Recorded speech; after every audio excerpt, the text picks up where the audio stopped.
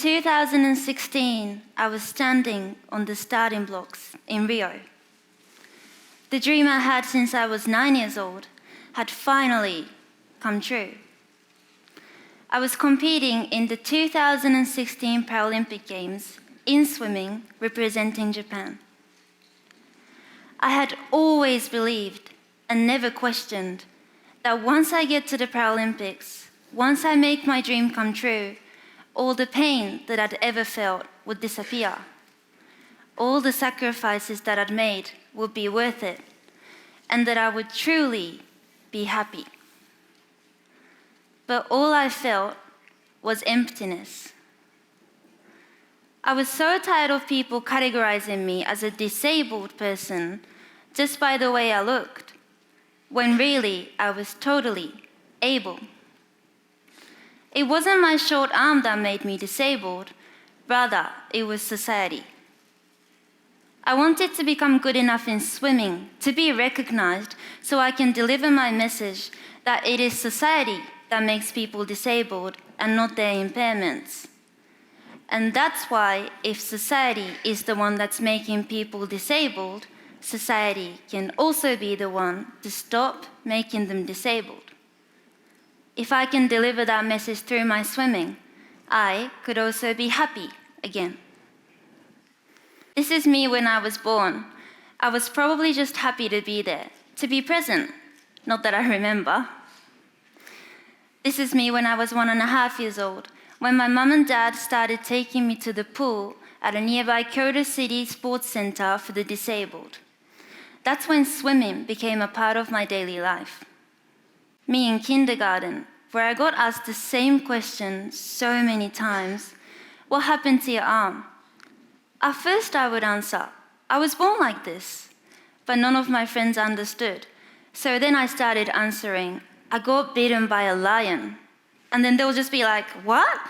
And run off, which worked for me because then finally they will leave me alone.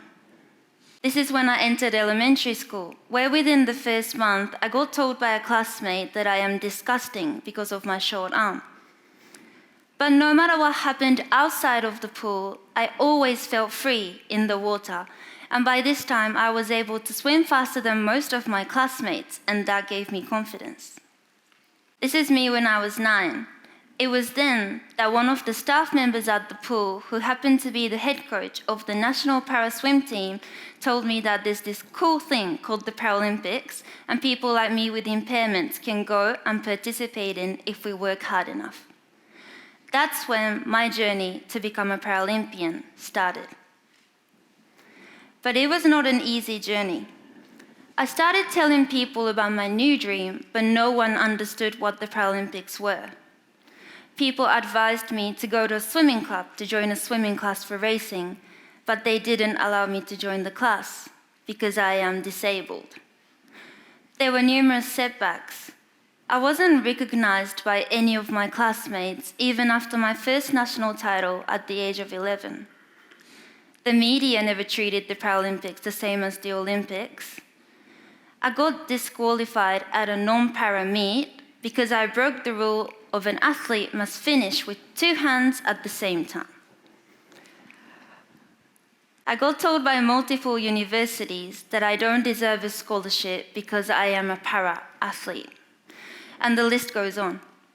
But when I was 13, I made my first national team as the youngest in history for the Asian Paralympic Games, where I broke the national record and won a silver medal in the 50 meters freestyle. It was in the newspapers. Everyone was proud of me. I finally felt recognized. For a while, this felt like enough, but as I kept asking myself, why isn't this enough? Why do I swim? Then I found my purpose. To become good enough in swimming, to be recognized so I can deliver my message that it is not my short arm that makes me disabled, rather it was society.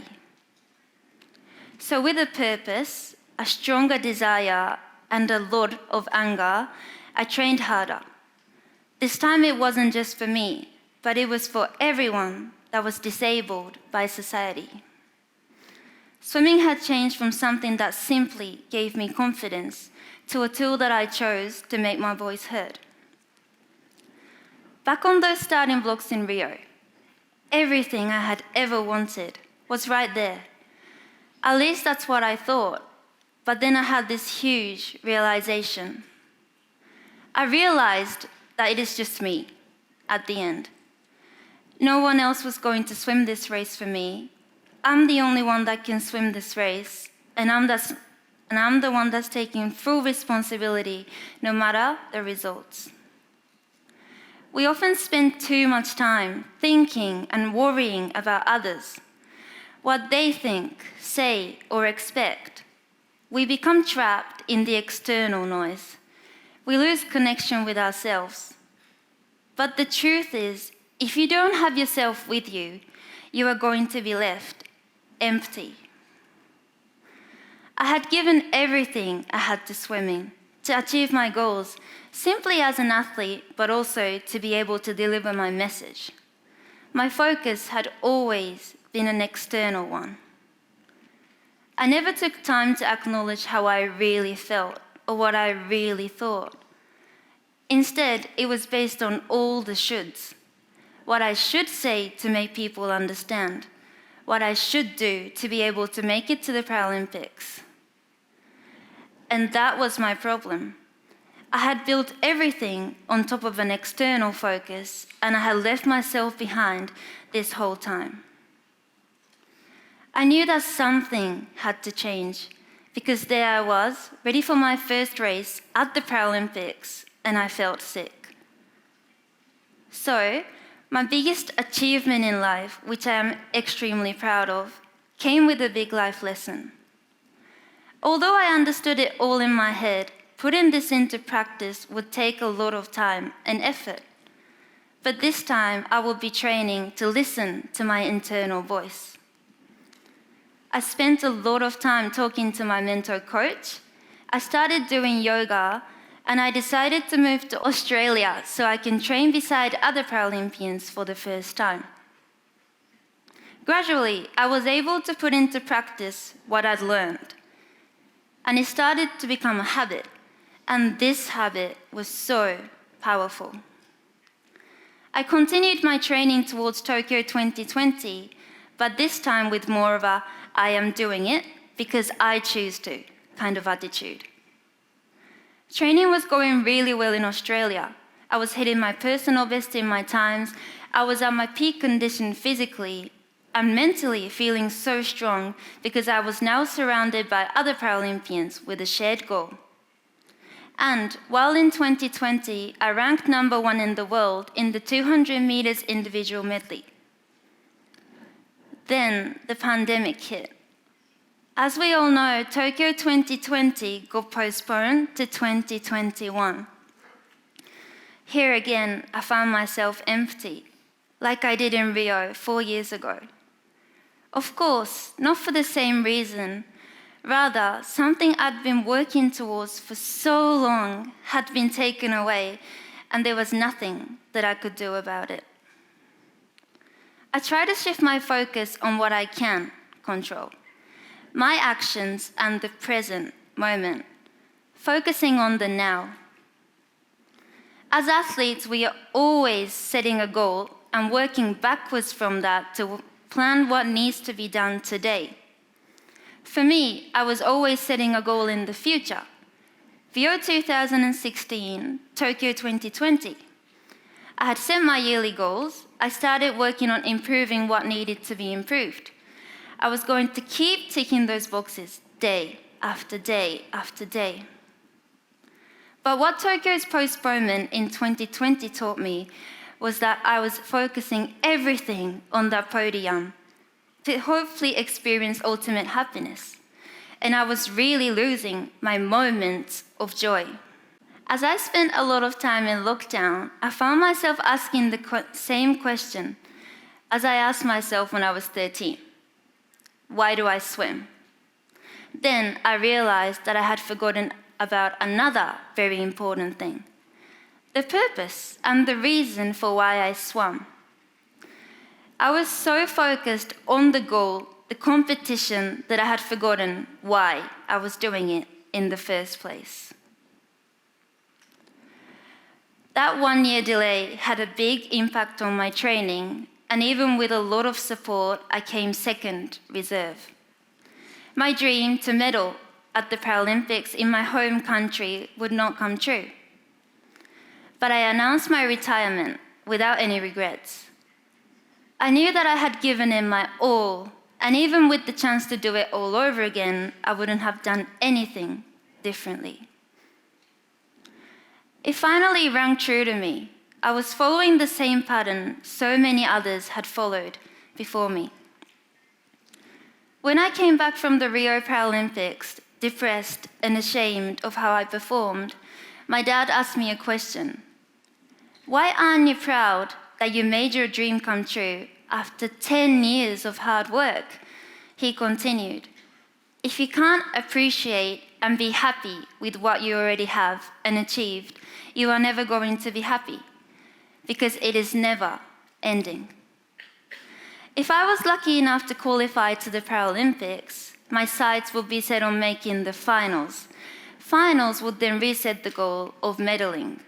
A bronze or a silver would not be enough, and even if I got a gold, I would want another one, and then a world record, and then do it all over again. It would never end. And each of my accomplishments will lose their value in the endless search of my next achievement. I knew that medaling wasn't my main purpose, and I can keep committing to express my vision, raise my voice outside of the pool. I also couldn't ignore my internal voice anymore. It was telling me that I wasn't happy. Letting go of swimming meant letting go of an identity, a community, a routine, a job, and so much more. It's been a huge transition with so many ups and downs, but I always felt a sense of security, because this time I had myself with me. It took time, but I gradually found balance, and I started to feel joy and happiness. What I didn't realize, though, was that this was just the start of my journey. I realized that I felt guilty to feel joy and happiness, because I knew that there's still people out there that's disabled and is struggling in society. I was now categorizing myself and holding myself back from what I'd always wanted. But I knew that I couldn't hold on to anger as my motivation anymore. It wasn't sustainable. When I stepped away from swimming, I'd experienced lethargy. I didn't feel like doing anything. Although I wanted to keep moving forward, to keep committing to express my vision on how society can become a better place for all. I didn't have anything left to give. I was burnt out. I learned that I had to fulfill myself before I can give to others. And if joy and happiness, this renewed feeling of energy and purpose, was to be sustainable, I had to let go of the judgment and the guilt and the fear that I was holding on to.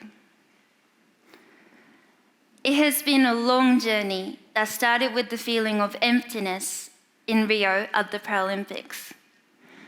But here I am today, and I'm happy. Not because I have everything I want, not because I don't get disappointed and get hurt by society anymore, but because I know that I have the power to protect my peace within.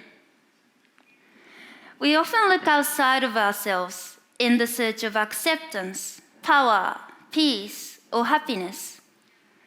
But maybe the most sustainable and important source for that lies within us. I'm still practicing every day to take time to listen to my internal voice, to be conscious of moments of joy, and to be proud and grateful for what I already have and achieved, and to never leave myself behind. I am grateful for the journey pain and anger led me to, but I am excited to see where this new and sustainable energy can take me. Thank you.